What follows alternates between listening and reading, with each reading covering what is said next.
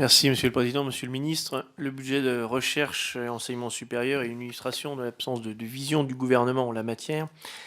2015, c'est une année qui n'est pas près d'être oubliée par les universités et les écoles d'ingénieurs, puisque vous avez pompé 100 millions d'euros sur leur fonds de roulement, ce qui a provoqué un véritable traumatisme pour beaucoup.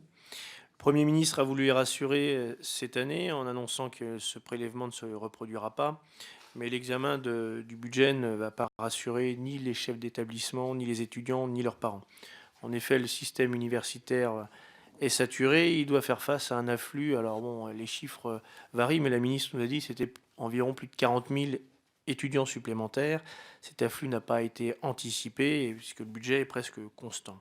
Et l'image des amphithéâtres de ce début d'année, des amphithéâtres bondés, est déplorable pour l'image de notre pays. Le problème ne touche pas uniquement le nombre des étudiants, mais aussi leur orientation.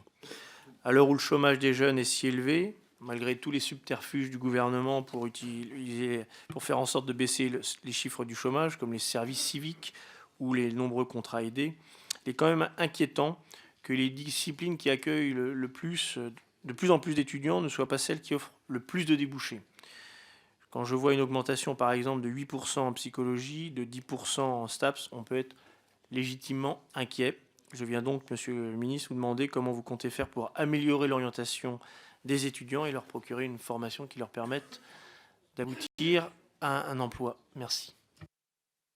Merci. Avant de céder la parole à Monsieur le Ministre, dont on a rappelé le parcours sportif et d'entrepreneur, mais qui répondra essentiellement, je pense, sur les questions de recherche et d'enseignement supérieur, je rappelle à l'ensemble de mes collègues qu'à l'issue, bien évidemment, des réponses, il y aura le vote des crédits et qu'il est par commission et qu'il est indispensable, bien évidemment, de rester. Merci.